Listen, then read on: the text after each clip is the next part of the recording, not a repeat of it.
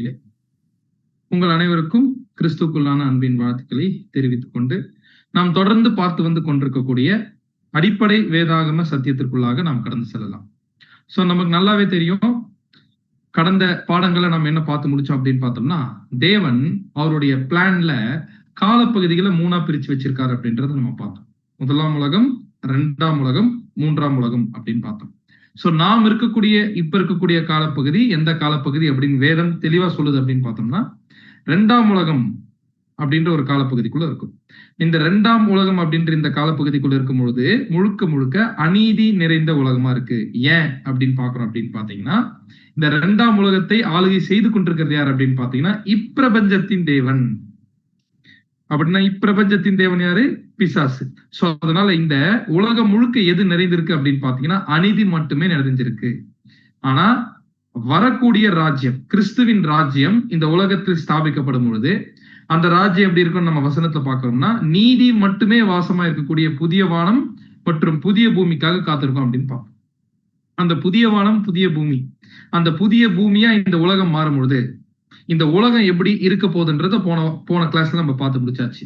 அதாவது புதிய பூமி அப்படின்னு சொல்லும் போது வேற பூமி எல்லாம் வரப்போறது இல்ல, இதே பூமி தான். ஏன்னா பிரசங்கி 1:4 நம்ம படிச்சிருக்கோம், பூமியோ என்றென்றைக்கும் நிலைத்திருக்கும். அப்படின்னா இந்த உலகத்தின் அமைப்புகள் என்ன ஆக போகுது அப்படின்னு பாத்தீங்கன்னா முற்றிலுமா மாறப்போகுது.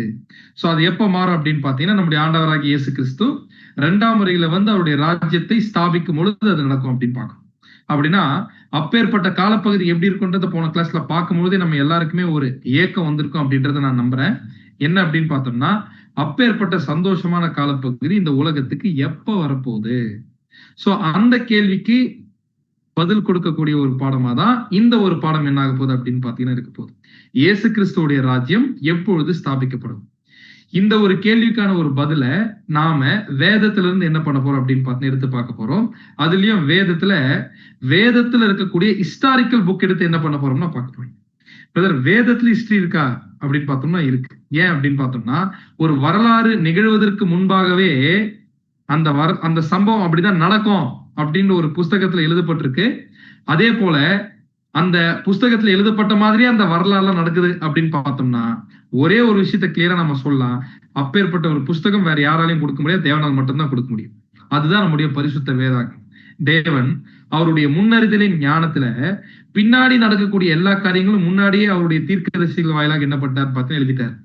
சோ அப்படின்னா அவருடைய தீர்க்கதரிசிகள் சொன்ன மாதிரி ஒவ்வொரு சம்பவம் என்ன ஆயிட்டு இருக்குன்னு பார்த்து நடந்துட்டு இருக்கு. அதுதான் நம்முடைய வேதாகமத்துடைய ஸ்பெஷாலிட்டியே. சோ அப்படி பார்க்கும்பொழுது இந்த இடத்துல பின்னாடி நடக்கக்கூடிய அனைத்து சம்பவங்களையும் ஒரு மாபெரும் தீர்க்கதரிசி என்ன பண்ணிருக்காருன்னா தீர்க்க தரிசனம் எழுதி வச்சுட்டு போயிருக்கிறாரு. சோ அந்த தீர்க்கதரிசி எழுதின தீர்க்க தரிசனத்தை தான் என்ன பண்ண போறோம்னு பாத்தீங்கன்னா நம்ம பார்க்க போறோம்.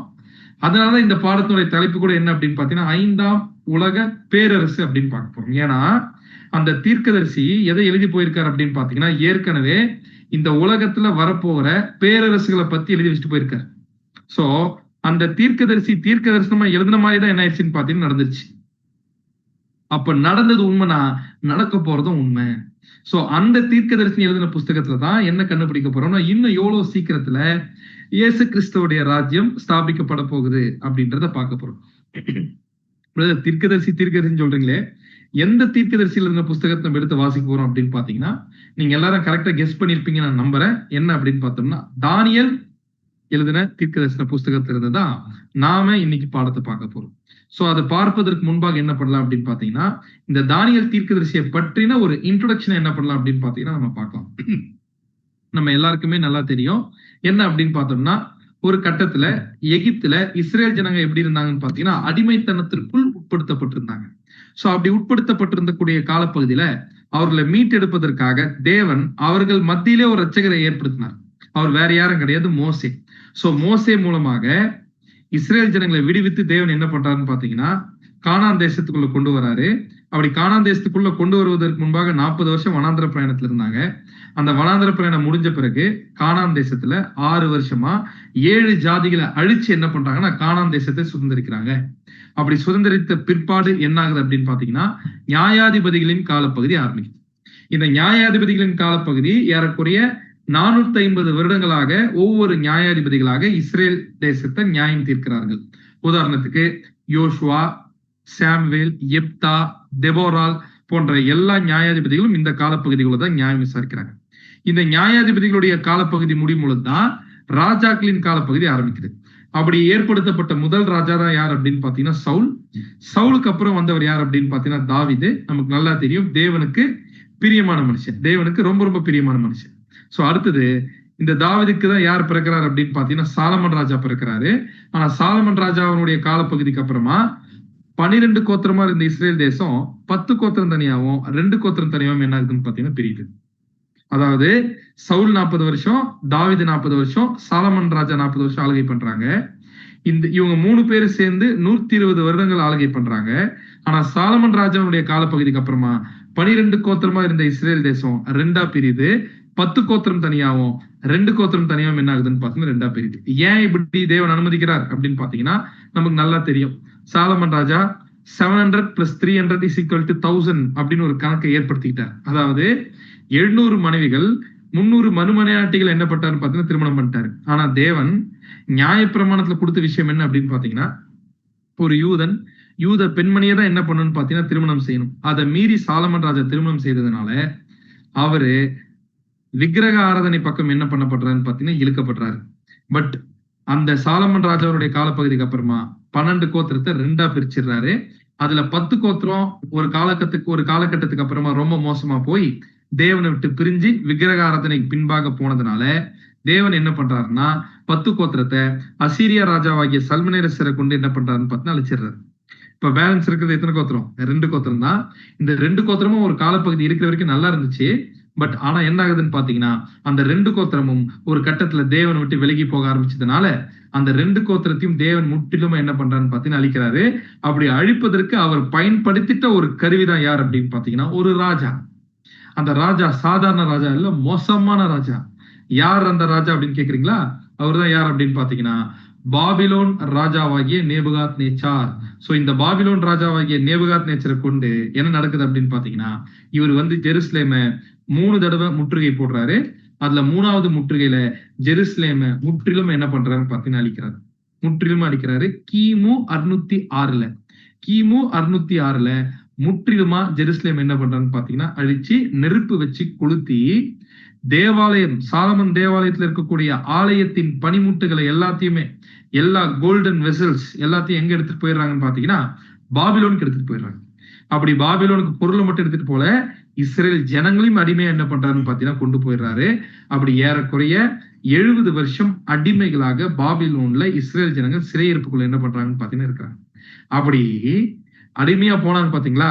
அப்படி அடிமையா போனவங்களுக்குள்ள யார் இருந்திருக்கிறாங்க அப்படின்னு பாத்தீங்கன்னா வாசிக்கலாம். தானியேல் 1ஆம் அதிகாரம் 6ஆம் வசனம். தானியேல் 1ஆம் அதிகாரம் 6ஆம் வசனம். அவர்களுக்குள் யூதா புத்திரராகிய தானியேல், அனனியா, மிஷாவேல், அசரியா என்பவர்கள் இருந்தார்கள். அப்படின்னா அவர்களுக்குள் எவர்களுக்குள் அப்படின்னு பாத்தீங்கன்னா இந்த அடிமைப்பட்டு போயிருக்காங்க பாத்தீங்களா? இந்த அடிமைப்பட்டு போயிருக்கக்கூடிய இந்த ஜனங்களுக்குள்ள 4 பேர் இருந்திருக்காங்களாமா. ஒருத்தர் தானியேல், இன்னொருத்தர் அனனியா, மிஷாவேல், அசரியா என்பவர்கள் இருந்தார்கள். சோ அப்படின்னா இந்த 4 பேரை அடிமையா என்ன பண்ணிருக்காங்கன்னு பாத்தீங்கன்னா மற்றவர்களுக்குள்ள கொண்டு போயிருக்கிறாங்க. ஆனா மற்றவங்க காட்டிலும் இவங்களுக்கு என்ன ஸ்பெஷல் அப்படின்னு பாத்தீங்கன்னா ஸ்பெஷாலிட்டி இவங்க என்ன அப்படின்னு பார்த்தோம்னா இவங்க என்ன விசேஷித்தவர்கள் அப்படின்னு பார்த்தோம்னா வாசிக்கலாம். தானியேல் 1ஆம் அதிகாரம் 20ஆம் வசனம். தானியேல் 1ஆம் அதிகாரம் 20ஆம் வசனம். ஞானத்துக்கும் புத்திக்கும் அடுத்த எந்த விஷயத்தில் ராஜா அவர்களை கேட்டு விசாரித்தானோ அதிலே தன் ராஜ்யம் எங்கும் உள்ள சகல சாஸ்திரிகளிலும் ஜோஷியரிலும் அவர்களை 10 மடங்கு சமர்த்தராக கண்டார். அப்படின்னா இந்த பாபிலோன் ராஜாவாகிய நேபுகாத் நேச்சர் ரொம்ப புத்திசாலியான ராஜா. ஏன் அப்படின்னு பாத்தீங்கன்னா பழைய ஏற்பாட்டு காலத்துல ஒரு ராஜா இன்னொரு நாட்டு ராஜ்யத்தை கைப்பற்றினாங்கன்னு வைங்களேன், என்ன பண்ணுவாங்க தெரியுங்களா? அப்படி கைப்பற்றக்கூடிய ராஜ்யத்துல இருக்கக்கூடிய ஜனங்களை எல்லாம் கொன்றுவாங்க. ஆனா இதுல பாபிலோன் ராஜாவாகிய நேபுகாத் நேச்சர் கொஞ்சம் வேறுபட்டவர். ஏன் அப்படின்னு பாத்தீங்கன்னா அப்படி அடிமைப்பட்டு வரக்கூடிய ஜனங்கள் மத்தியில யாருன்னா ரொம்ப ஸ்கில்டா இருந்தாங்கன்னா, யாருன்னா ரொம்ப ஞானமா இருந்தாங்கன்னா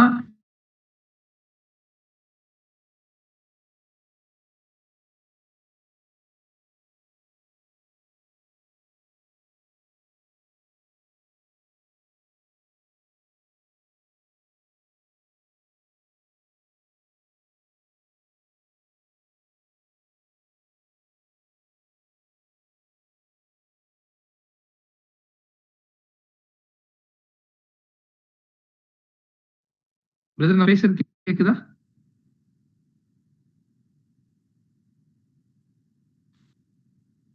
பிரதர் நான் பேசுறது கேக்குதா?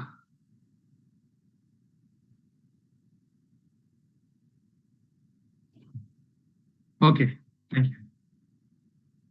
சோ அப்படின்னா இந்த இடத்துல ஞானத்துக்கும் புத்திக்கும் அடுத்த எந்த விஷயத்தில் ராஜா அவர்களை கேட்டு விசாரித்தானோ அதிலே தன் ராஜ்யம் எங்கும் உள்ள சகல சாஸ்திரிகளிலும் ஜோஷியரிலும் அவர்களை 10 மடங்கு சமர்த்தராக கண்டான். அப்படின்னா அந்த அடிமைகளுக்குள்ளவே பெஸ்டா யார் இருந்திருக்கிறாங்க அப்படின்னு பாத்தீங்கன்னா இவங்க இருந்திருக்கிறாங்க. ஈவன் இன்க்ளூடிங் தன்னுடைய ராஜ்யத்துல இருக்கக்கூடிய சாஸ்திரிகளை காட்டிலும் யார் பெஸ்டா இருந்திருக்கிறாங்க அப்படின்னு பாத்தீங்கன்னா இவங்க இருந்திருக்கிறாங்க அப்படின்னு கவனிக்கிறோம். அதுல இந்த 4 பேர்ல ஈவன் இந்த 4 பேருக்குள்ள யார் ரொம்ப பெஸ்டா இருந்திருக்கிறது அப்படின்னு பாத்தீங்கன்னா வாசிங்க தானியேல் 1ஆம் அதிகாரம் 17ஆம் வசனம். தானியேல் 1ஆம் அதிகாரம் 17ஆம் வசனம். இந்த 4 வாலிபருக்கும் தேவன் சகல எழுத்திலும் ஞானத்திலும் அறிவையும் சாமர்த்தியத்தையும் கொடுத்தார்.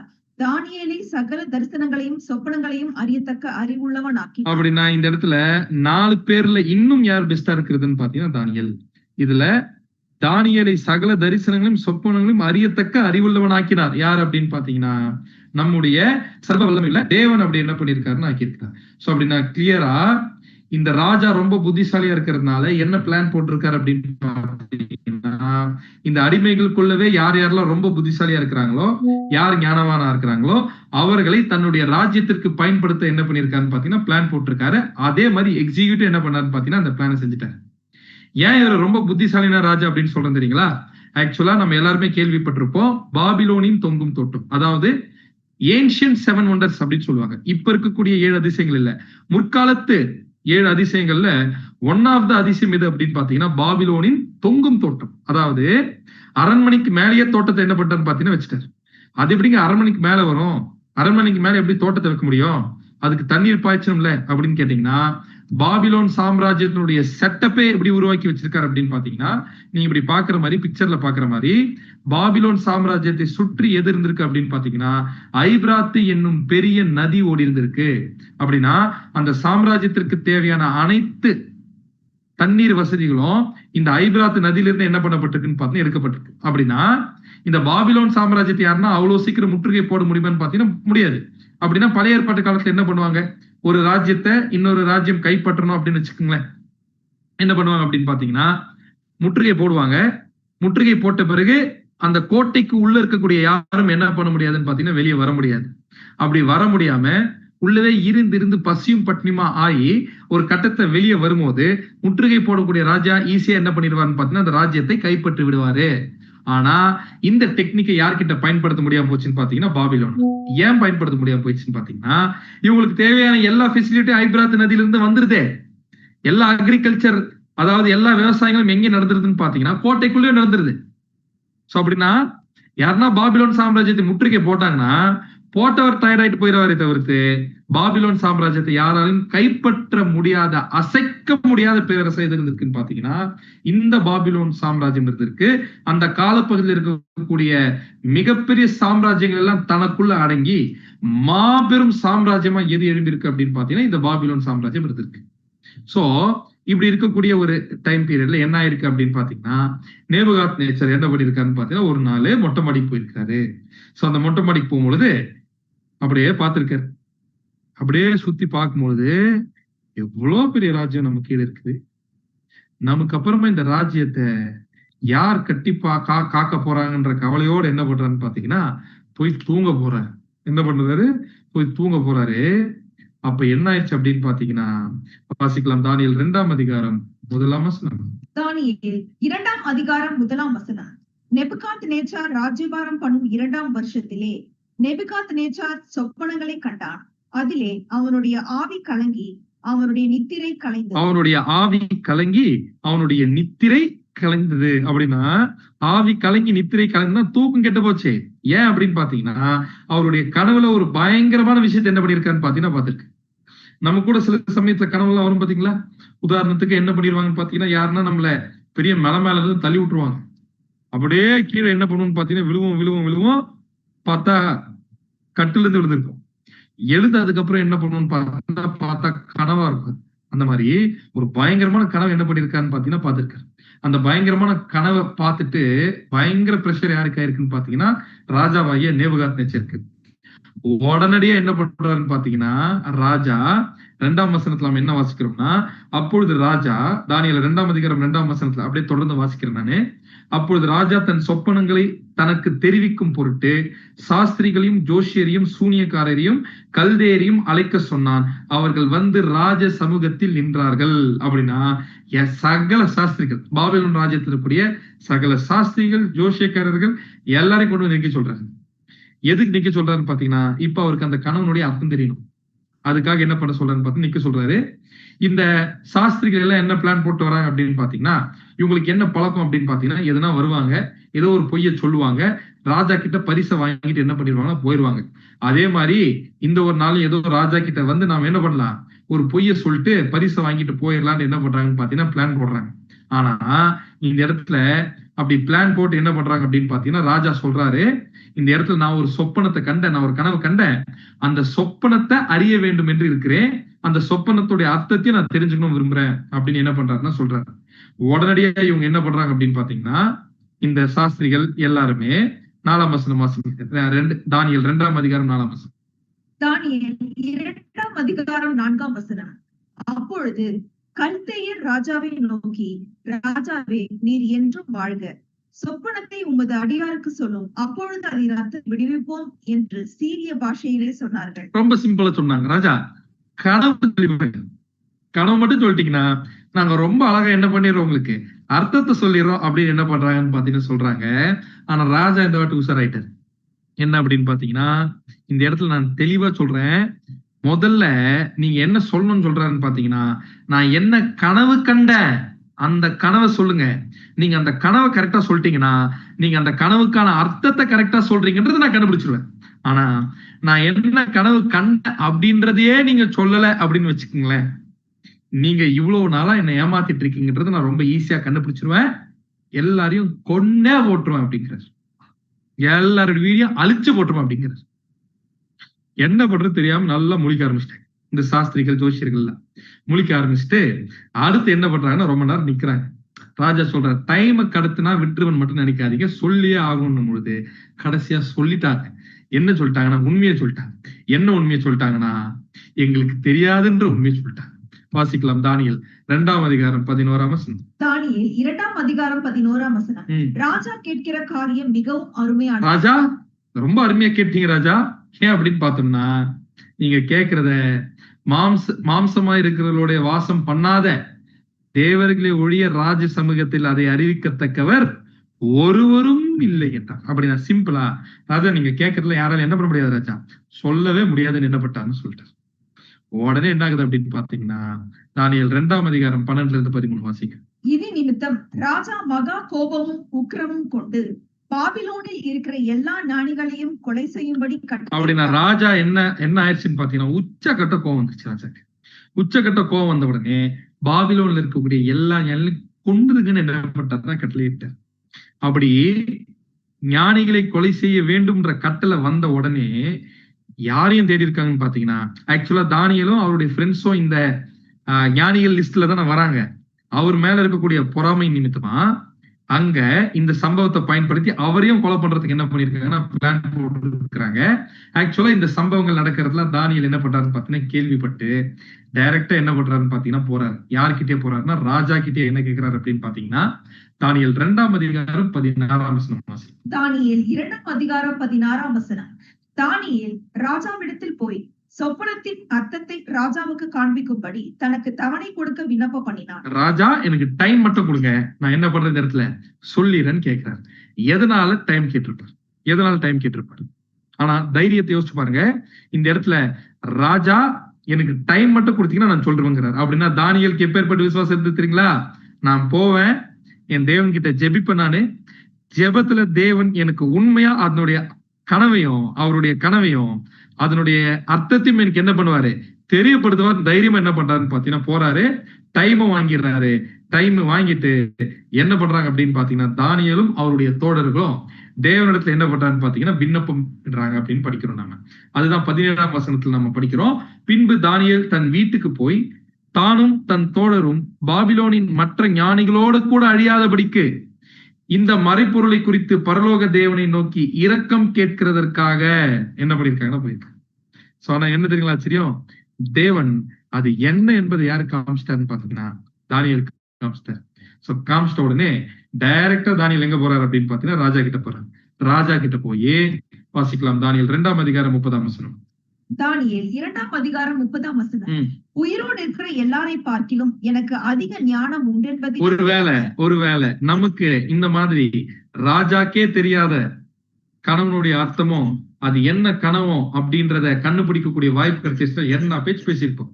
ஆனா இந்த இடத்துல தானியேல் என்ன பண்றாருன்னு பாத்தீங்கன்னா டைரக்டா போய், ராஜா உயிரோடு இருக்கிற எல்லாரும் பார்க்கலும் எனக்கு ஞானம் அதிகம்லாம் கிடையாது, ஆனா அர்த்தம் ராஜாவுக்கு தெரிய வரவும் உம்முடைய இருதயத்தின் நினைவுகளை நீர் அறியவும் இந்த மறைப்பொருள் எனக்கு வெளியாக்கப்பட்டது அப்படின்னு சொல்லிட்டு என்ன தெரியுங்களா சொல்றாரு, ராஜாவே நீங்க ஒரு பெரிய சிலைய பாத்தீங்க அப்படிங்கிற. அப்படியே யாரு ஸ்டன்னா இருப்பாரு அப்படின்னு பாத்தீங்கன்னா பாபிலோன் ராஜாவாகிய நேபுகாத்நேச்சர் ஸ்டன்னா என்ன பண்றான்னு பாத்தீங்கன்னா பாக்குறாரு. சோ அப்படின்னா இந்த இடத்துல ராஜாவே நீர் ஒரு பெரிய சிலையை கண்டீர் அப்படிங்கிறது. அந்த பெரிய சிலை மிகுந்த பிரகாசம் உள்ளதா இருந்தது. கரெக்டா ராஜா அப்படின்னு கேக்குது. எப்படி இருந்திருக்கும், அதாவது நேபுகாத்நேச்சர் பார்த்த கனவை அப்படியே கண் கூட யார் முன்னாடி எடுத்து வந்து வைக்கிறார் அப்படின்னு பாத்தீங்கன்னா தானியேல் தீர்க்கதரிசி அப்படி எடுத்து வந்து வைக்கிறார். சோ அது உமக்கு எதிரே நின்றது, அதன் ரூபம் பயங்கரமா இருந்துச்சு, கரெக்டா அப்படின்னு கேட்கிறார். அடுத்து என்ன சொல்றாரு அப்படின்னு பாத்தீங்கன்னா அந்த சிலையினுடைய தலை எப்படி இருந்துச்சாமா, பசும் பொன்னும். 32, 33 வாசிங்க சிஸ்டர். 32ஆம் வசனம். அந்த சிலையின் தலை பசும் பொன்னும், அதன் மார்பும் அதன் புயங்களும் அதன் புயங்களும் வெள்ளியும், அதன் வயிறும் அதன் தொடையும் வெண்கலமும், அதன் கால்கள் இரும்பும், அதன் பாதங்கள் பாதி இரும்பும் பாதி களிமண்ணுமாய் இருந்தது. அதனுடைய கால்கள் எப்படி இருந்துச்சாமா, இரும்பா இருந்துச்சாமா, அதனுடைய பாதங்கள் பாதி இரும்பும் பாதி களிமண்ணுமா என்னாச்சுன்னு பாத்தீங்கன்னா இருந்துச்சு அப்படின்னு என்ன பண்ணாருன்னா சொல்றாரு. அப்படியே டிஸ்கிரைப் பண்ணிட்டார். அப்படியே தெளிவு எடுத்து என்ன பண்ணாரு பார்த்தீங்கன்னா வச்சுட்டாரு. எப்படி இருந்திருக்கும். இதோட நேரத்துல அடுத்து என்ன ஆச்சுன்னு சொல்றாருன்னு பாத்தீங்கன்னா 34ஆம் வசனத்துல, ராஜா நீர் பார்த்து கொண்டிருக்கும் போதே கைகளால் பெயர்க்கப்படாத ஒரு கல் பெயர்ந்து உருண்டு வந்தது. அது அந்த சிலையை இரும்பும் களிமண்ணுமாகி அதன் பாதங்களில் மோதி அவைகளை நொறுக்கி. நீர் பார்த்து கொண்டிருக்கும் போதே, ராஜா நீங்க பார்த்துட்டே இருக்கும் போதே கைகளால் பெயர்க்கப்படாத ஒரு கல் பெயர்ந்து உருண்டு வந்தது. அது அந்த சிலையை இரும்பும் களிமண்ணும் ஆகிய அதன் பாதங்களில் மோதி அவைகளை நொறுக்கி போட்டது அப்படிங்கிறார். அப்படி நொறுக்கி போட்ட உடனே என்னாச்சாமா, தானியேல் 2ஆம் அதிகாரம் 35ஆம் வசனம். அப்பொழுது அந்த இரும்பும் களிமண்ணும் வெண்கலமும் வெள்ளியும் பொன்னும் ஏகமாய் நொறுங்கொண்டு கோடை காலத்தில் போரடிக்கிற களத்திலிருந்து பறந்து போகிற பதரை போல் ஆயிற்று. அப்படின்னா ராஜா அந்த கல்லு அப்படி அடிச்சிட்ட உடனே என்ன ஆயிடுச்சுன்னு பாத்தீங்கன்னா அந்த சிலை ஏகமாய் நொறுங்குண்டு கோடை காலத்துல போரடிக்கிற களத்திலிருந்து பறந்து போகல பதறு அந்த மாதிரி ஆயிடுச்சு. அவைகளுக்கு ஒரு இடமும் கிடையாதபடி காற்று அவைகளை அடித்துக் கொண்டு போயிற்று. சிலையை மோதின கல்லோ வென்றால் ஒரு பெரிய பர்வதமாகி பூமி எல்லாம் நிரம்பிற்று. ஆனா சிலைய மோதிச்சுல அந்த கல்லு என்ன ஆயிடுச்சாமா, ஒரு பெரிய பர்வதமாகி பூமி எல்லாம் நிரப்பிற்று அப்படின்னு சொல்லி முடிக்கும் பொழுது நேபுகாத்நேச்சருக்கு எப்படி இருந்திருக்கும். அடுத்து என்ன தெரியுங்களா பண்றாரு தானியேல் தீர்க்கதரிசி, சொப்பனம் இதுதான், ஆனா இதோட விட்டுற மாட்டான் ராஜா, சொப்பனம் இதுதான், அதன் அர்த்தத்தையும் ராஜ சமூகத்தில் தெரிவிப்போம் அப்படின்னு சொல்றாரு. அப்படின்னா தானியேல் 2:36 என்ன படிக்கிறோம்னு பாத்தீங்கன்னா தானியேல் தீர்க்கதரிசி சொல்றாரு, ராஜா இதோட விட்டுற மாட்டேன், இந்த சொப்பனத்தை மட்டும் சொல்றேன்னு நினைக்காதீங்க, இதனுடைய ரகசியத்தை நான் என்ன பண்ண போறேன் உங்களுக்கு நானு சொல்ல போறேன்னு. அப்படியே ரகசியத்தை, இந்த தீர்க்க தரிசன ரகசியத்தை என்ன பண்றா புட்டு வைக்கிறாரு. வாசிக்கலாம். தானியேல் 2ஆம் அதிகாரம் 37ஆம் வசனம். தானியேல் 2ஆம் அதிகாரம் 37ஆம் வசனம். ராஜாவே நீர் ராஜாதி ராஜாவா இருக்கிறீர். அப்படின்னா பாபிலோன் சாம்ராஜ்யத்தை பத்தி பேசுறாரு. ராஜாவே நீர் ராஜாதி ராஜாவா இருக்கிறீர். பரலோகத்தின் தேவன் உமக்கு ராஜரிகத்தையும் பராக்கிரமத்தையும் வல்லமையும் மகிமையும் அருளினார். அப்படின்னா தேவன் உங்களுக்கு அனுமதிச்சாரு, ராஜரிகத்தை பராக்கிரமத்தை எல்லாத்தையுமே தேவன் அனுமதிச்சாரு. 38ஆம் வசனம். சகல இடங்களிலும் உள்ள மனுபுத்திரரையும் வெளியின் மிருகங்களையும் ஆகாயத்து பறவைகளையும் அவர் உமது கையில் ஒப்பு கொடுத்து உம்மை அவைகளை எல்லாம் ஆளும்படி செய்தார். பொன்னான அந்த தலை நீரே, பொன்னான அந்த தலை நீரே அப்படின்னு பயன்படுறார். அப்படின்னா இந்த இடத்துல என்ன புரிஞ்சிருச்சு அப்படின்னு பாத்தீங்கன்னா, இந்த இடத்துல இந்த சிலையினுடைய தரிசனத்துல வரக்கூடிய தலைப்பகுதி, அந்த பொன்னான தலை வேற யாரும் கிடையாது, பாபிலோன் சாம்ராஜ்யம். அதான் சொல்றார், ராஜாவே நீ ராஜாதி ராஜாவா இருக்கு. அப்படின்னா இருக்கிற சாம்ராஜ்யத்திலே உச்சக்கட்ட சாம்ராஜ்யமா எது இருந்திருக்குன்னு பாத்தீங்கன்னா பாபிலோன் சாம்ராஜ்யம் இருந்திருக்கு. அப்படின்னா இந்த இடத்துல அழகா சொல்லிட்டாரு, அந்த சிலையினுடைய தலைப்பகுதி பொன் எதை அடையாளப்படுத்துது அப்படின்னு பாத்தீங்கன்னா பாபிலோன் சாம்ராஜ்யத்தை அடையாளப்படுத்துது அப்படின்னு பாக்குறோம். படிங்க. உமக்கு பிறகு 39ஆம் வசனம். உமக்கு பிறகு உமக்கு கீழ்த்தரமான வேறொரு ராஜ்யம் தோன்றும். உமக்கு பிறகு உமக்கு கீழ்த்தரமான வேறொரு ராஜ்யம் தோன்றும். இப்ப கேள்வி என்ன அப்படின்னு பாத்தீங்கன்னா, அந்த கீழ்த்தரமான வேறொரு ராஜ்யம் தோன்றும் அப்படின்றது இல்லையா, அந்த கீழ்த்தரமான அப்படின்னு சொல்லும் பொழுது ஆக்சுவலா எதை அடையாளப்படுத்துது அப்படின்னு பாத்தீங்கன்னா, இந்த இடத்துல மார்பும் புயமுமான அந்த பகுதிகள் எப்படி இருக்குது நம்ம ஏற்கனவே பார்த்தோம் அப்படின்னு பாத்தீங்கன்னா, அது வெள்ளியா இருக்கு அப்படின்னு பாக்குறோம். அப்படின்னா வெள்ளி எதை விட குறைவுதான், பொண்ணை விட எது குறைவுதான் அப்படின்னு பாத்தீங்கன்னா வெள்ளி குறைவுதான் மதிப்புல. சோ அதனால ராஜா உமக்கு பின்பு வேறொரு ராஜ்யம் தோன்றும் அப்படிங்கிறார். இதுவே அதிர்ச்சியா இருந்திருக்கும் யாருக்கு அப்படின்னு பாத்தீங்கன்னா, பாபிலோன் ராஜ்யத்தின் ராஜாவா இருக்கக்கூடிய நேபுகாத்நேச்சர். ஏன் அப்படின்னு பாத்தீங்கன்னா, எப்பவுமே பாபிலோன் ராஜ்யம் தான் ஆளுகையில் இருக்கும் அப்படின்னு நினைச்சிட்டு இருந்திருப்பாரு அவரு. ஆனா உமக்கு பின்பு வேறொரு ராஜ்யம் வரும், ஆனா அது கீழ்த்தரமா இருக்கும். அப்படின்னு என்ன அர்த்தம்னு பாத்தீங்கன்னா, உங்க அளவுக்கு பராக்கிரமம் உடையதா இருக்காது. பாபிலோன் சாம்ராஜ்யம் இருந்த அளவுக்கு பராக்கிரமம் உடையதா இல்லாம போனா கூட அதோட கொஞ்சம் குறைவா இருக்கும்னா, ஆனா அதுவும் பயங்கரமா இருக்கும். ஆனா இதை கேட்கும் பொழுதே என்ன விஷயம் கன்ஃபார்ம் ஆகுதுன்னு பாத்தீங்கன்னா, பாபிலோன் சாம்ராஜ்யமானது அழிக்கப்படும்னு சொல்லிட்டாரு இப்ப இதுலயே. அப்படின்னா பாபிலோன் சாம்ராஜ்யத்தை அழிச்சு வந்த சாம்ராஜ்யம் எது? இதுதான் கேள்வி. இந்த கேள்விக்கான பதில் எங்க போய் பார்க்கலாம்? எங்க போய் பார்த்தாலும் கிடைக்காது. ஏன் அப்படின்னு பார்த்தோம்னா, நம்ம முதல் கிளாஸ்லயே கிளியரா பார்த்திருப்போம், பைபிளுக்கு டிக்ஷனரி எது மட்டும்தான் அப்படின்னு பாத்தீங்கன்னா பைபிள் மட்டும்தான். அப்படின்னா பாபிலோன் சாம்ராஜ்யத்துக்கு அடுத்து வந்த சாம்ராஜ்யம் எது அப்படின்னு பாத்தீங்கன்னா, கண்டுபிடிக்கிறதுக்கு நாம முக்கியமா யோசிக்க வேண்டிய விஷயம் என்ன அப்படின்னு பாத்தீங்கன்னா, பிரதர் நம்ம தான் இப்ப கொஞ்ச நேரத்துக்கு முன்னாடி பார்த்தோமே, இந்த பாபிலோன் சாம்ராஜ்யத்தை தான் யாராலுமே அழிக்கவே முடியாது. பாபிலோன் சாம்ராஜ்யத்தை அழிச்சவங்க யாருன்னா வருவாங்க அப்படின்னு பாத்தீங்கன்னா என்ன தெரியுங்களா ஆச்சரியம்? ஒரு நபர் வருவாரு, அவர் வந்துதான் பாபிலோன் சாம்ராஜ்யத்தை அழிக்க போறாருன்னா அந்த நபர் பிறப்பதற்கு முன்பாகவே பைபிள்ல தீர்க்கதரிசனம் இருக்கு. ஏசாயா தீர்க்கதரிசி மூலம் தேவன் சொல்லிட்டாரு. யார் அந்த நபர் அப்படின்னு கேட்டீங்கன்னா, கோரேஸ் ராஜா. இத்தனைக்கும் புறஜாதி ராஜா, யூத ராஜா எல்லாம் கிடையாது, இத்தனைக்கும் ஒரு புறஜாதி ராஜா. அந்த புறஜாதி ராஜாவாகிய கோரேஸ் எப்படி அசைக்க முடியாத பாபிலோனை அசைச்சிட்டார் அப்படின்னு பாத்தீங்கன்னா, இந்த பாபிலோனுக்கு பலமா இருந்தது அந்த ஐபிராத்து நதி தானே. தூரத்துல இருந்து என்ன பண்ண ஆரம்பிச்சிட்டாரு அப்படின்னு பாத்தீங்கன்னா, அந்த ஐபிராத்து நதியை மடைமாற்ற ஆரம்பிச்சிட்டாரு. இது தெரியாம யார் இருக்கிறாங்க அப்படின்னு பாத்தீங்கன்னா பாபிலோன் சாம்ராஜ்யம் இருந்திருக்கிறாங்க. அப்படி இருக்கும் பொழுதுதான் நேபுகாத்நேச்சருடைய பேரன் பையன் இல்ல, பையன் யாரு?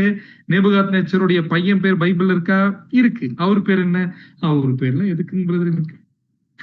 அப்படின்னா அவருடைய பேரு, அவருடைய பையன் பேரு ஈவில் மொராதன். பேர்ல பாருங்க ஈவில் இருக்கு, 2 நாளாகமம் புஸ்தகத்துல வரும். அவருடைய பையன் பேர் பெல்சாசார். அவர் என்ன பண்ண ஆரம்பிச்சிட்டார் அப்படின்னு பாத்தீங்கன்னா, மிகப்பெரிய விருந்து பண்ண ஆரம்பிச்சு அந்த விருந்துல கல்லான தேவர்களை புகழ்ந்து சர்வ வல்லமையில உண்மையான தேவன் என்ன பண்ண ஆரம்பிக்கிறார்னா இழிவா பேசி, பாபிலோனுக்கு இஸ்ரேல் தேசத்துல இருந்து கொண்டு வந்தாங்க இல்லையா பனிமுட்டுகள், தேவாலயத்தினுடைய பனிமுட்டுகள், அதுல என்ன பண்றாருன்னு பாத்தீங்கன்னா மதுவை ஊட்டி குடிக்க ஆரம்பிச்சிட்டார். அப்படி குடிக்க ஆரம்பிச்சிருக்கக்கூடிய சமயத்துலதான் என்ன ஆகுதுன்னு பாத்தீங்கன்னா, ஒரு கையிருப்பு மட்டும் வந்து என்ன பண்ணு பார்த்தா எழுது மேனே மேனே தெக்கல் உப்ராசின். அப்படின்னா என்ன அர்த்தம்னு பாத்தீங்கன்னா, ரொம்ப சிம்பிளா புரிஞ்சுக்கிற மாதிரி சொன்னோம்னா, இன்னையோட உங்க கதை முடிச்சு. சொன்ன மாதிரியே அன்னைக்கு நைட்டே மேதோ பெர்ஷிய சாம்ராஜ்யம் என்ன பண்ணுதுன்னு பாத்தீங்கன்னா வீழ்த்தி பாபிலோன் சாம்ராஜ்யத்தை கைப்பற்றுகிறார்கள். அப்படின்னா அந்த 2 புயங்கள் 2 ராஜ்யங்களை அடையாளப்படுத்துது. மேதோ பெர்ஷியா அவங்க 2 பேரும் இணைந்து என்ன பண்றாங்க அப்படின்னு பாத்தீங்கன்னா பாபிலோன் சாம்ராஜ்யத்தை என்ன பண்றாங்கன்னு பாத்தீங்கன்னா அழிக்கிறாங்க. அதனாலதான் தானியேல் புஸ்தகத்தை அப்படியே நீங்க படிச்சு பாத்தீங்கன்னா மேதியர்கள்ல இருந்து வரவர் தான் தரியு. பெர்ஷிய சாம்ராஜ்யத்தை சார்ந்தவர் தான் யார் அப்படின்னு பாத்தீங்கன்னா கோரேஸ். இவங்க 2 பேரும் அலையன்ஸ் போட்டு கூட்டு சேர்ந்து யார் அழிச்சிட்டாங்க அப்படின்னு பாத்தீங்கன்னா பாபிலோன் சாம்ராஜ்யத்தை. அப்படின்னா வெள்ளி எதை அடையாளப்படுத்துதுன்னா மேதோ பெர்ஷிய சாம்ராஜ்யம். அடுத்து பின்பு பூமியெல்லாம் ஆண்டு கொள்ளும் வெண்கலமான 3ஆம் ராஜ்யம் எழும். பூமியெல்லாம் ஆண்டு கொள்ள வெண்கலமான அப்படின்னா வெண்கலம் ஆயிடுச்சு. இப்போ வெள்ளி என்ன ஆயிடுச்சு, இப்போ வெண்கலம் ஆயிடுச்சு. அப்படின்னு என்ன அர்த்தம்? அடுத்து ஒரு ராஜ்யம் வரப்போகுது. அந்த ராஜ்யம் எந்த அளவுக்கு இருக்காது, மேதோ பெர்ஷிய ராஜ்யம் அளவுக்கு இருக்காது. ஆனா அந்த ராஜ்யம் எப்படி இருக்குமாமா? பூமி எல்லாம் ஆளுகை செய்கிற அடுத்த வந்து சாம்ராஜ்யத்தினுடைய ராஜா அப்பேற்பட்டு. அப்படின்னா அந்த ராஜா பூமி எல்லாம் கேப்சர் பண்ணணும்னு போனார். அந்த ராஜா சீக்கிரமா ஏறக்குறைய 9 வருடங்கள் கிட்டவே என்ன பண்றாருன்னு பாத்தீங்கன்னா கேப்சர் பண்றாரு. ஆனா என்ன ஆயிட்டாரு அப்படின்னு பாத்தீங்கன்னா ஏறக்குறைய இந்தியா வரைக்கும் வந்தாரு. ஆனா அதுக்கப்புறம் என்ன ஆயிட்டாருன்னு பாத்தீங்கன்னா அவர் மரிச்சிட்டார். நான் யாரை பத்தி பேசுறேன்னு கண்டுபிடிச்சிருப்பீங்க, வேற யாரும் கிடையாது, அலெக்சாண்டர் த கிரேட்.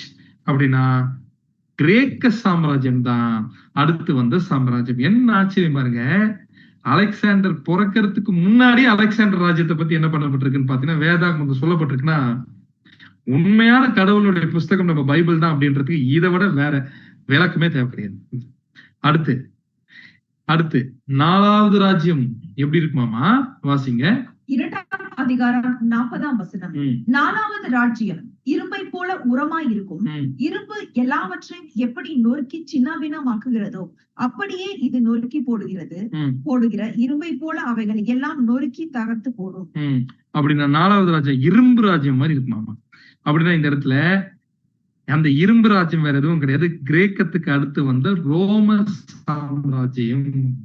ரோம சாம்ராஜ்யத்தை ஏன் இரும்பு மாதிரி அடையாளப்படுத்தப்பட்டிருக்குன்னு பாத்தீங்கன்னா வேதாகமத்துல ரோம சாம்ராஜ்யத்திற்கு எதிராக யார் செயல்பட்டாலும் அவர்களை இரும்பு கரம் கொண்டு யார் ஒடுக்குவாங்கன்னு பாத்தீங்கன்னா உதாரணத்துக்கு ஈவன் நம்முடைய ஆண்டவராகிய இயேசு கிறிஸ்துவுமே 1ஆம் வருகையில வரும் பொழுது யூதர்கள் மத்தியில அவர் பிறக்கும் பொழுது யூதர்கள் யாரு கீழேதான் அடிமையா இருந்தாங்க? ரோமர்கள் கீழேதான் அடிமையா இருந்தாங்க.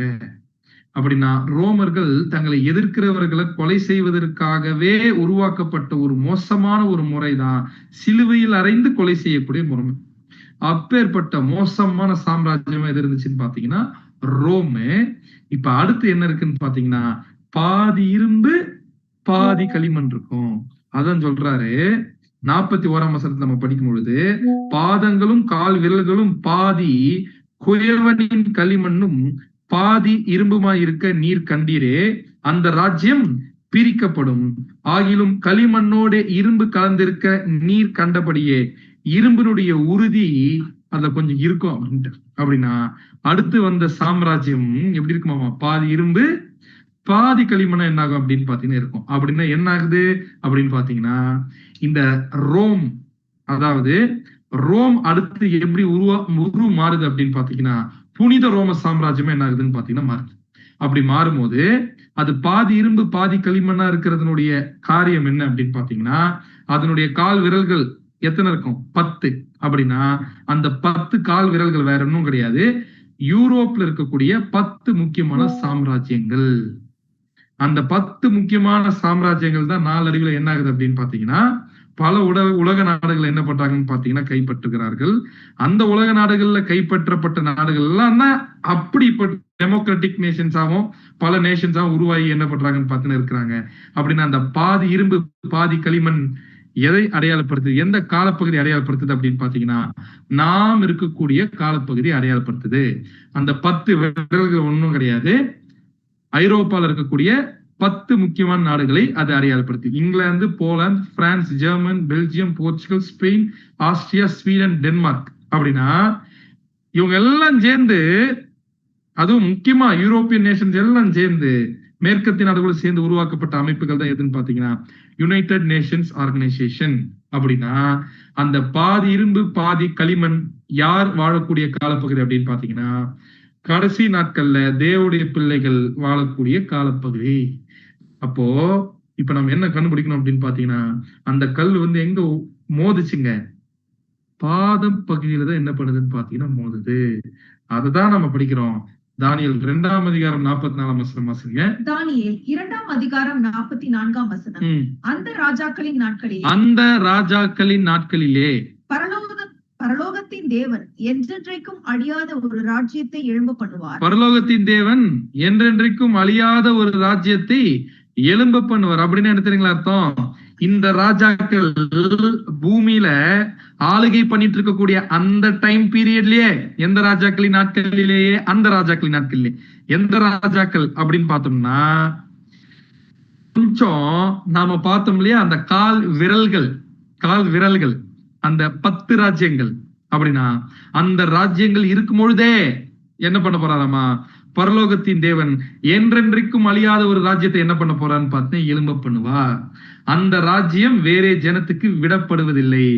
ஒரு கல் கையால் பெயர்க்கப்படாமல் மலையிலிருந்து பெயர்ந்து உருண்டு வந்து இரும்பையும் வெண்கலத்தையும் களிமண்ணையும் வெள்ளியையும் பொன்னையும் நொறுக்கினதை நீர் கண்டீரே, அப்படியே அது எது அப்படின்னு பார்த்தோம்னா, இந்த ராஜ்யம் வந்து மற்ற ராஜ்யங்கள் எல்லாம் நொறுக்கி நிர்மூலமாக்கி தானோ என்றென்றைக்கும் நிற்கும்.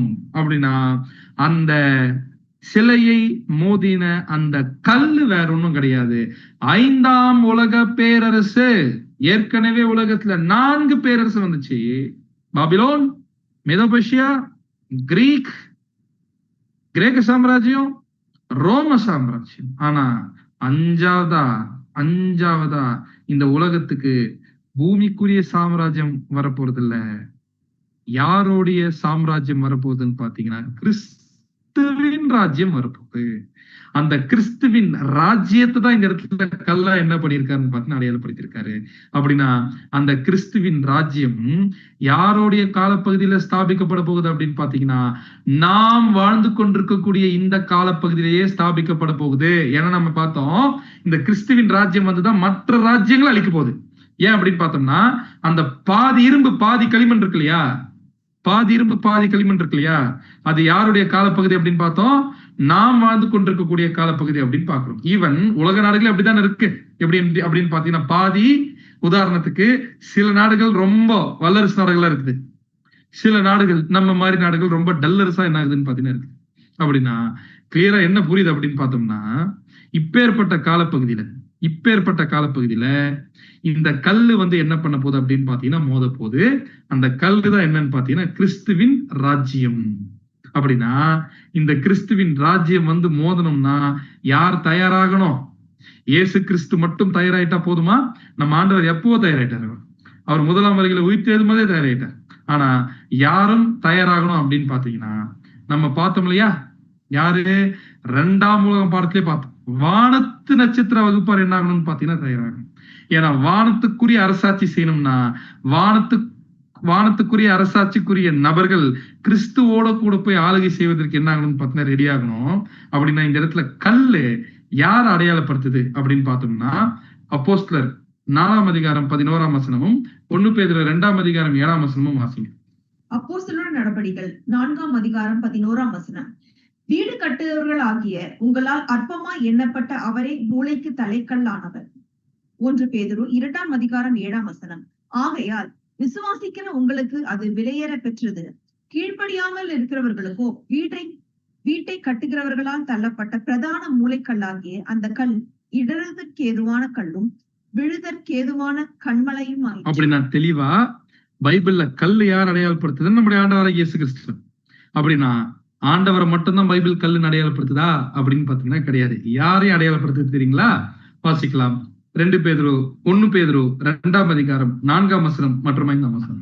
1 பேதுரு 2ஆம் அதிகாரம் 4ஆம் வசனம் முதல், மனுஷரால் தள்ளப்பட்டதாயினும் தேவனால் தெரிந்து கொள்ளப்பட்டதும் வெளியேற பெற்றதுமாய் இருக்கிற ஜீவனுள்ள கல்லாகிய அவரிடத்தில் சேர்ந்தவர்கள். ஜீவனுள்ள கல்லாகிய அவரிடத்தில், யாரிடத்துல? ஜீவனுள்ள கல்லாகிய அவரு நம்முடைய ஆண்டவராகிய இயேசு கிறிஸ்து. சேர்ந்தவர்களாகிய நீங்களும் அப்படின்னா யாரு? நாமளும் ஜீவனுள்ள கற்களை போல ஆவிக்கேற்ற மாளிகையாகவும் இயேசு கிறிஸ்து மூலமாய் தேவனுக்கு பிரியமான ஆவிக்கேற்ற பலிகளை செலுத்தும்படிக்கு பரிசுத்த ஆசாரிய கூட்டமாகவும் கட்டப்பட்டு வருகிறீர்கள். அன்புக்குரிய சகோதர சகோதரிகளே, அப்படின்னா கிறிஸ்துவின் ராஜ்யம் ஸ்தாபிக்கப்படணும் அப்படின்னு சொல்லும் பொழுது இந்த இடத்துல கல்லு தயாராகணும். அப்படின்னா கல்லு யார் மட்டும் கிடையாது அப்படின்னு பார்த்தோம்னா ஆண்டவர் மட்டும் இல்ல, அது வானத்து நட்சத்திரமா மாறக்கூடிய தேவனுடைய பிள்ளைகளையும் அது அடையாளப்படுத்துது. அந்த வாய்ப்பு தான் இப்ப நமக்கு வந்திருக்குது. அப்படின்னா இப்போ ஒரு விஷயம் என்ன கண்டுபிடிச்சுன்னு பாத்தீங்கன்னா, அந்த வாய்ப்பு நமக்கு இருக்கு, ஓகே. ஆனா அந்த வாய்ப்பே முடியக்கூடிய காலப்பகுதிக்குள்ள என்ன பண்றோம்னு பாத்தீங்கன்னா இருக்கும். ஏன் அப்படின்னு பார்த்தோம்னா, இன்னும் கொஞ்ச நாள்ல நம்முடைய காலப்பகுதியிலேயே இந்த உலக சாம்ராஜ்யங்கள் நொறுக்கப்பட்டு கிறிஸ்துவின் ராஜ்யம் என்ன ஆக போகுதுங்க, ஸ்தாபிக்கப்பட போகுது. அப்படின்னா அப்பேற்பட்ட ராஜ்யம் ஸ்தாபிக்கப்படணும்னா அந்த ராஜ்யத்தை ஆளக்கூடியவர்கள் தயாராகணும். ஏறக்குறைய நிறைய பேர் தயாராயிட்டாங்க. இப்ப தயாராகக்கூடிய சில பேர் இப்ப என்ன பண்ண ஆரம்பிச்சிருக்கிறாங்கன்னு பாத்தீங்கன்னா, உண்மையான சத்தியத்தை கேட்க ஆரம்பிச்சிருக்கிறாங்க. இப்போ ஜூம்ல இப்போ சும்மா போயிட முடியுமா? வானத்து நட்சத்திரமா எப்படி போனோம் அப்படின்னு பார்த்தோம்னா, நம்ம ஆண்டவரே சொல்றாரு, வெளிப்படுத்தின விசேஷம் 3ஆம் அதிகாரம் 21ஆம் வசனம். வெளிப்படுத்தின விசேஷம் 3ஆம் அதிகாரம் 21ஆம் வசனம். நான் ஜெயம் கொண்டு என் பிதாவினுடைய சிங்காசனத்திலே அவரோட கூட உட்கார்ந்தது போல ஜெயம் கொள்ளுகிறவன் எவனோ அவனும் என்னுடைய சிங்காசனத்தில் என்னோட கூட செய்வேன். நான் எப்படி எங்க அப்பாவுடைய சிங்காசனத்துல உட்கார்ந்தனும் அதே போல ஜெயம் கொள்ளுகிறவன் எவனோ, யார் யாரெல்லாம் உண்மையான சத்தியத்தை பின்பற்றி உண்மையான கர்த்தராகிய இயேசு கிறிஸ்துனுடைய அடிச்சுவட்டுல நடக்கிறாங்களோ அவங்கதான் ஜெயிக்கக்கூடியவர்கள்.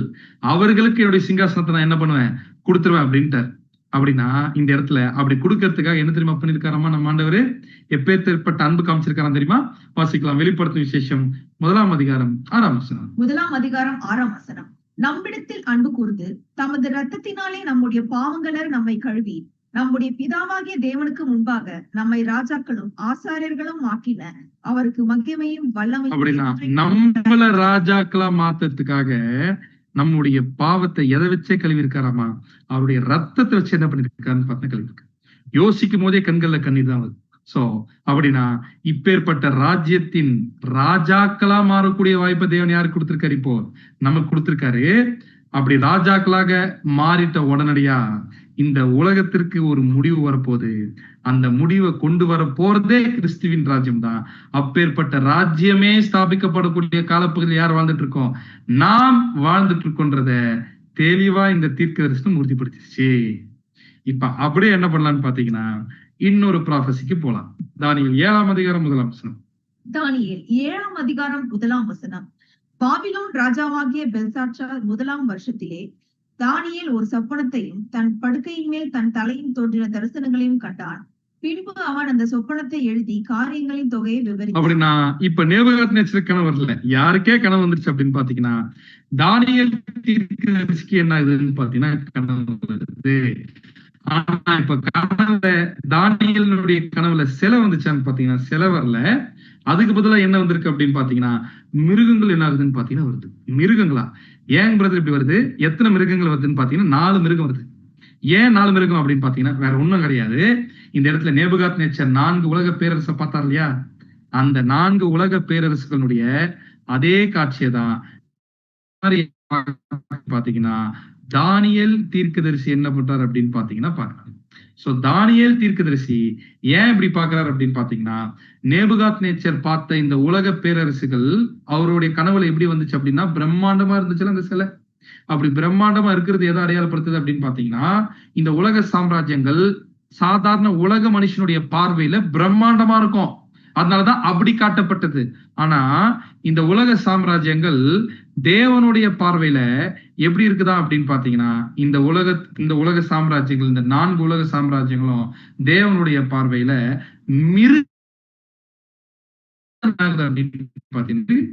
மிருகத்தனமா என்ன ஆகுது அப்படின்னு பாத்தீங்கன்னா இருக்குது அப்படின்றத நம்ம பார்க்கணும். சோ அப்போ இந்த நேபுகாத்நேச்சர் பார்த்த அந்த 4 உலக சாம்ராஜ்யங்களை தான் தானியேல் இப்ப எப்படி பாக்குறாரு அப்படின்னு பாத்தீங்கன்னா மிருகங்களா என்ன பண்றாருன்னு பாத்தீங்கன்னா பாக்குறாரு. ஒரே காட்சி வேறு விதமா என்ன பண்ணப்பட்டிருக்கு? இப்போ தானியேலுக்கு காண்பிக்கப்பட்டிருக்கு. வாசிக்கலாம். தானியேல் 7ஆம் அதிகாரம் 17ஆம் வசனம். தானியேல் 7ஆம் அதிகாரம் 17ஆம் வசனம்.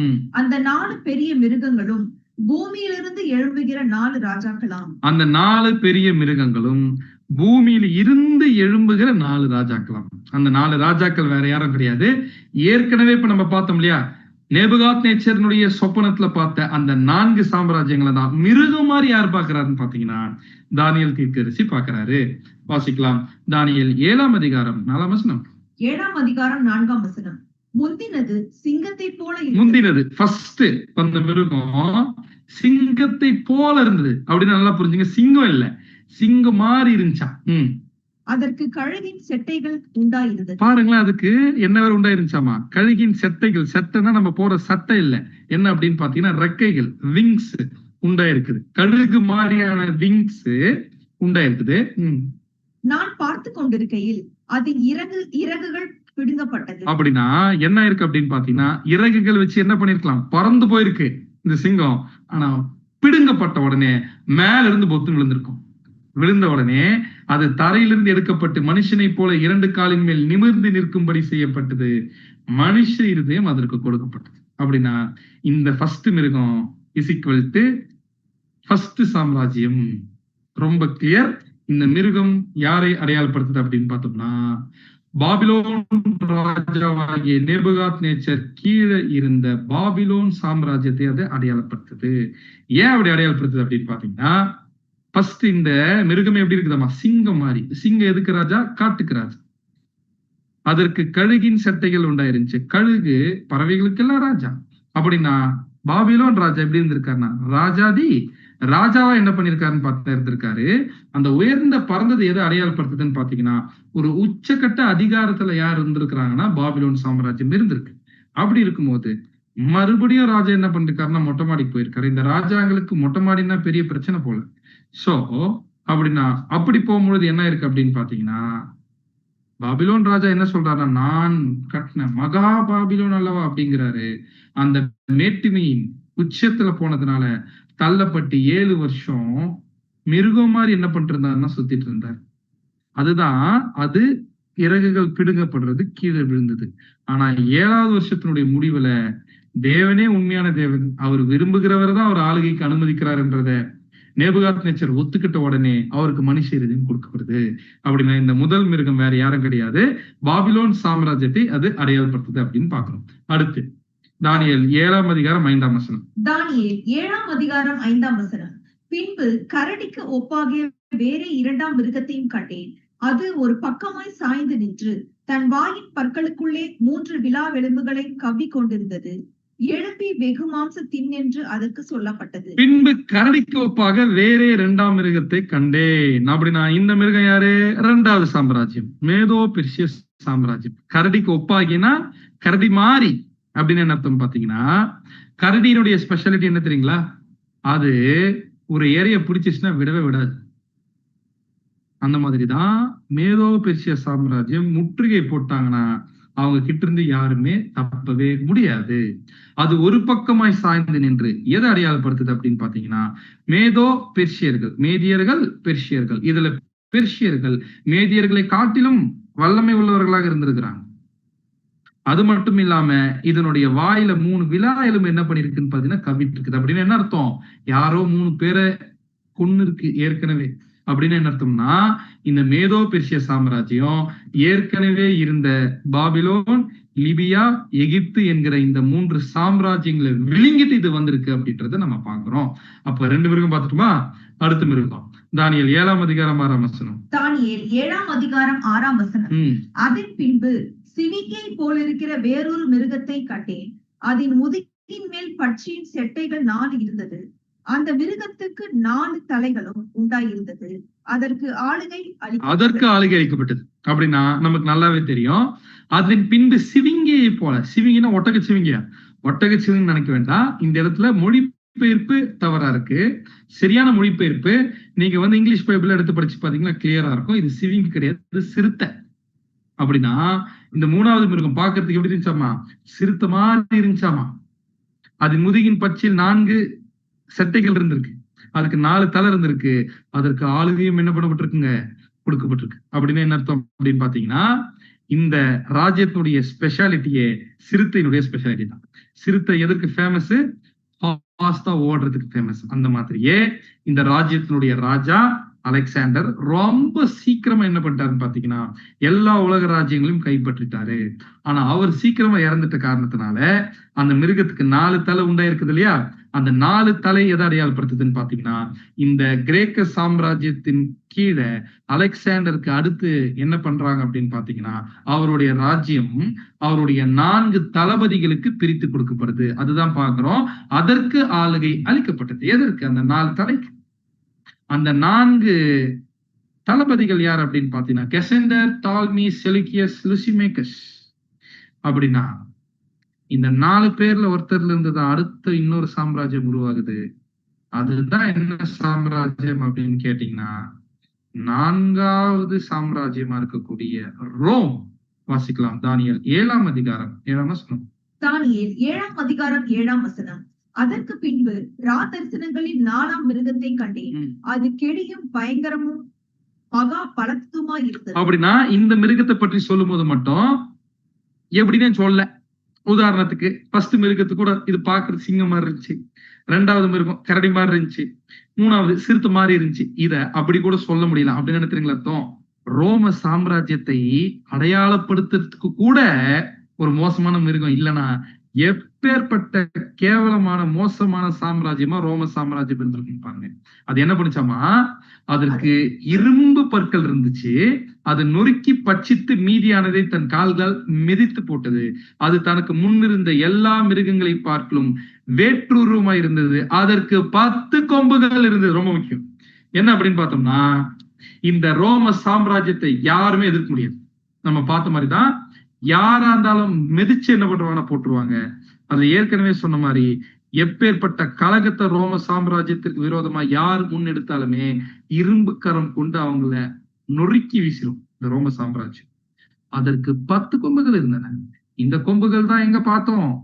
நேபுகாத்நேச்சருடைய சிலையில நாம பார்த்த 10 விரல்களும் இந்த மிருகத்தின் 10 கொம்புகளும் ஒண்ணு. அப்படின்னு இந்த 10 கொம்புகள் வேற ஒன்றும் கிடையாது. ஐரோப்பால இருந்து, ரோம்ல இருந்து அப்படியே உருவாயிட்ட ஐரோப்பாவின் 10 சாம்ராஜ்யம். அப்படியே அடுத்து என்ன தெரியுங்களா இருக்குது? அந்த கொம்புகளை நான் கவனித்திருக்கையில், தானியேல் 7ஆம் அதிகாரம் 8ஆம் வசனம் வாசிங்க.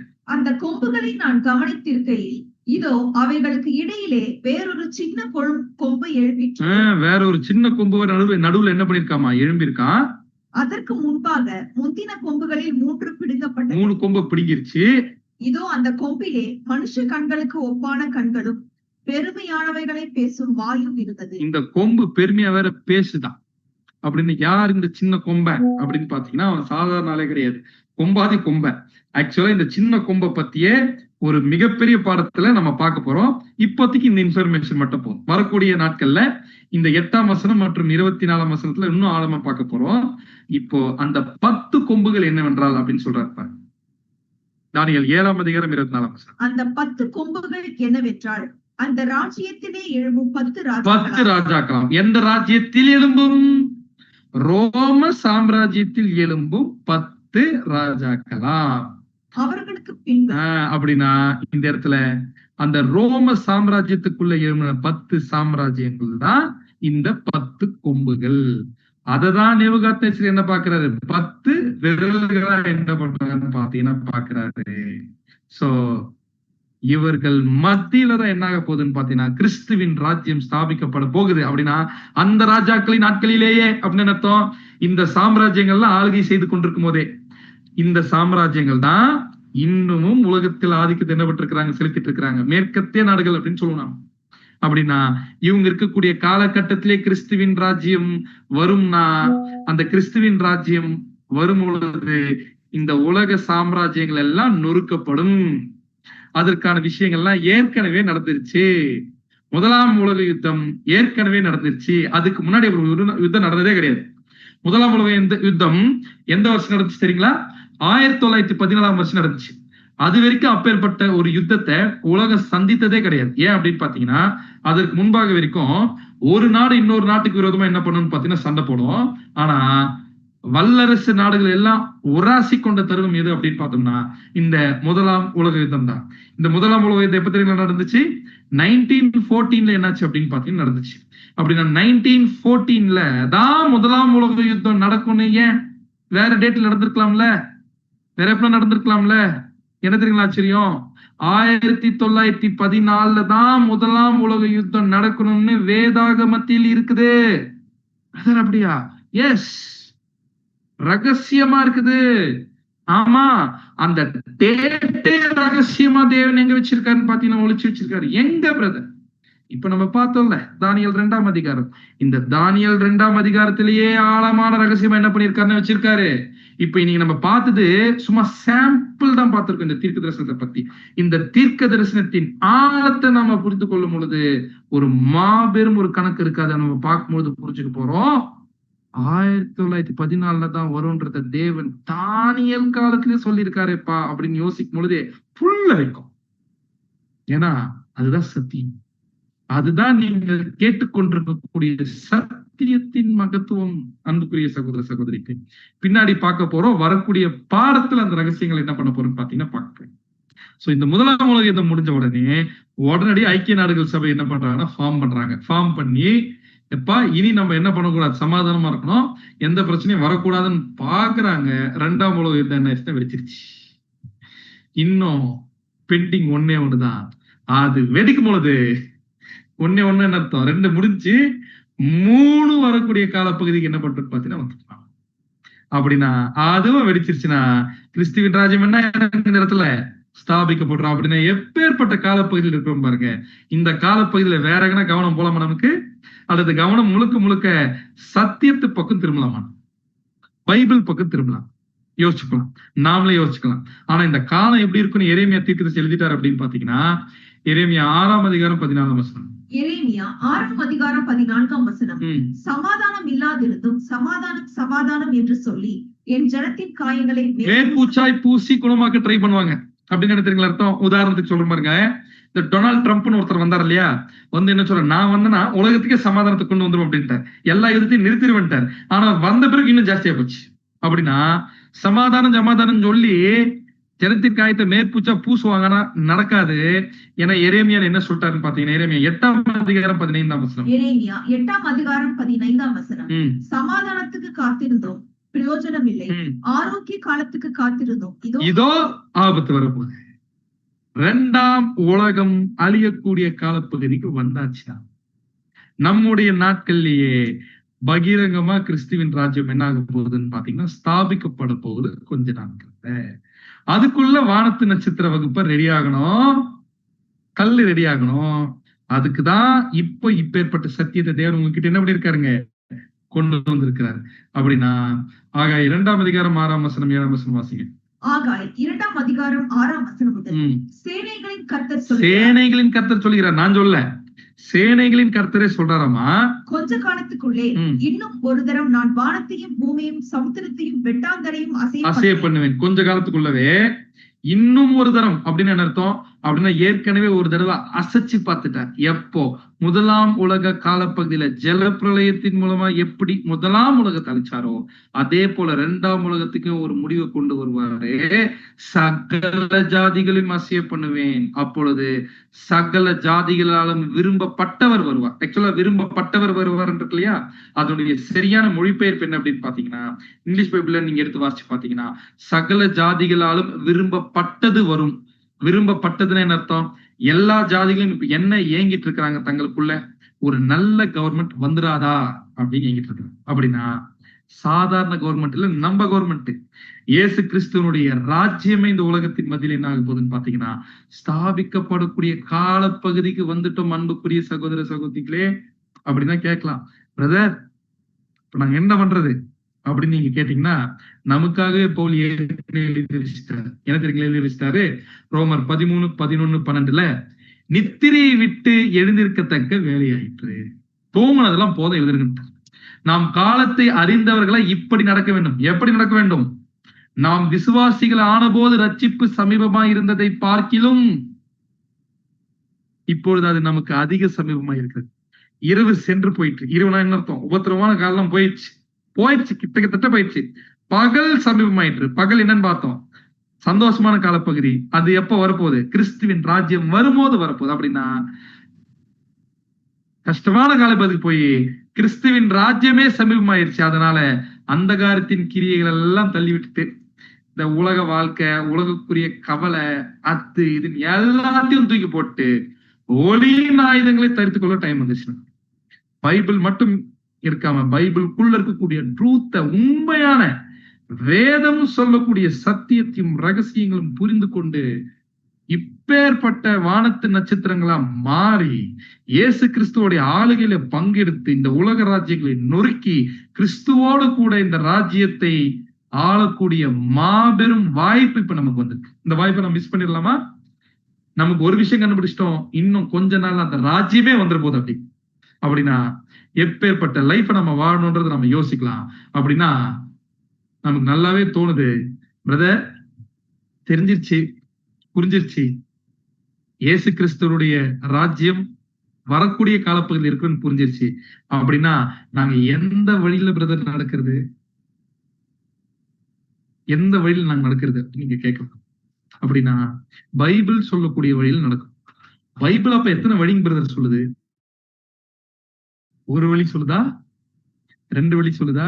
இல்ல, பைபிள் எத்தனை வழி சொல்லுதாமா? 3 வழிகள் சொல்லுதாம். பைபிள்ல 3 வழி இருக்காமா.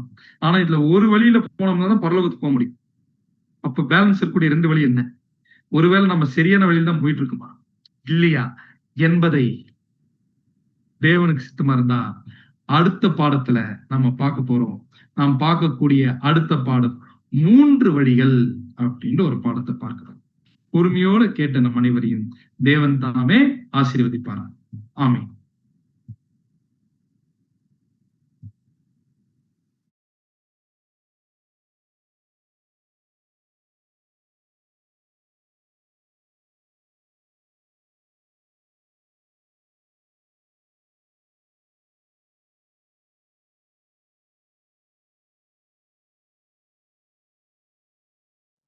Thank you brother.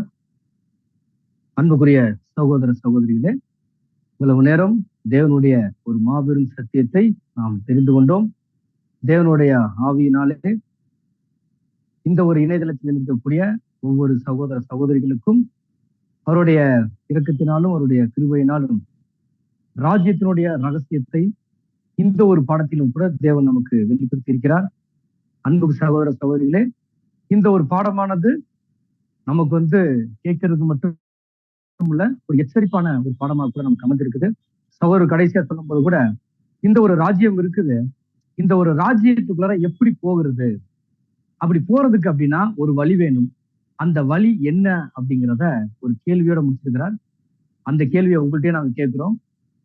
பரலோகம் போறதுக்கு, நம்முடைய தேவனுடைய ராஜ்யத்துக்குள்ள போறதுக்கு வழி ஒண்ணு இருக்குது. அந்த வழி என்னங்கிறத நீங்க என்ன பண்ணுங்க, அடுத்த வாரம் அடுத்த வகுப்புல நீங்க இணையும் பொழுது அதற்கான பதிலை நீங்க என்ன செஞ்சுக்குவாங்க, வேதத்திலிருந்து நீங்க கண்டுபிடிச்சிட்டு வாங்க. பொறுமையோடு கேட்ட உங்க அனைவரையும் தேவன் தாமே ஆசீர்வதிப்பாராக. இந்த ஒரு கூடிக்கு நிறைவே கூட நாம் ஜெபித்து நிறைவு செய்யலாம். ஜெபம். அனைவரும் நம்முடைய தலைகளை தாழ்த்தலாம். மகா பரிசுத்தமுள்ள அன்பின் பரலோக தகப்பனே, மீண்டுமாக நம்முடைய சமூகத்திலே உடன் பேசுவதற்கான ஒரு வாய்ப்பு தந்த செய்கிறோம். இந்த நாளிலும் கூட விசேஷமாக உம்முடைய தாசன் மூலமாக நீர் எங்களுக்கு கொடுத்த மாபெரும் இரக்கத்திற்காகவும் கிருபைக்காகவும் உம்முடைய ரகசியங்களுக்காகவும் நாங்கள் எங்கள் ஆண்டவராய் இயேசு கிறிஸ்து மூலம் நாங்கள் நன்றிகளை ஏறெடுத்துக் கொள்கிறோம். அன்பு தகப்பனே, இதுவரையிலும் நாங்கள் கேட்ட இந்த ஒரு சத்தியத்தை ஒரு காதிலே வாங்கி மறு காதிலே விட்டுவிடாதபடிக்கு எங்களுடைய இருதய பலகையில் நாங்கள் எழுதி கொண்டு அனுதினமும் மரண பரியந்தமும் ஒருவருக்கு மட்டுமே நாங்கள் கீழ்ப்படுத்தி தொடர்ந்து நடக்கவும், எங்கள் ஆண்டவராய் இயேசு கிறிஸ்துவனுடைய அடிச்சுவடுகளை நாங்கள் மாதிரியாக முன்வைத்து எங்களுடைய ஒவ்வொரு நடக்கையிலையும் நாங்கள் அதை பின்பற்றி நடக்கவும், எங்களுடைய நடக்கைகள் மூலம் உம்முடைய நாமத்தை மற்ற ஜனங்கள் எல்லோரும் மகிமைப்படுத்தக்கூடிய அளவிற்கு நாங்கள் தொடர்ந்து சத்தியத்தின் பாதையிலும் நீதியின் பாதையிலும் நாங்கள் நடந்து உம்முடைய ராஜ்யத்துக்கு நாங்கள் வந்து சேரும்படியாக தேவன் தாமை கிருபை செய்ய வேண்டுமாய் இந்த ஒரு தாழ்மையான விண்ணப்பத்தை எங்கள் ஆண்டவராய் இயேசு கிறிஸ்து நாமத்தினாலே செஞ்சு அடைகிறோம். எங்கள் ஜீவனுள்ள நல்ல பிதாவே, ஆமென்.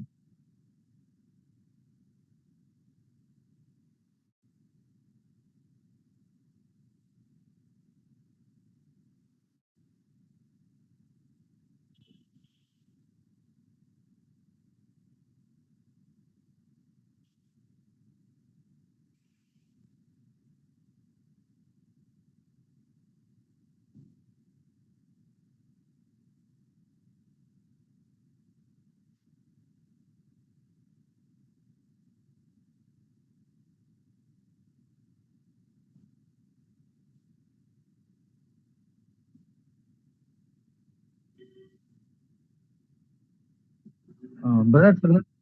சொல்லுங்க. க்ளோஸ் பண்ணிக்கலாங்க. Okay, okay, thanks.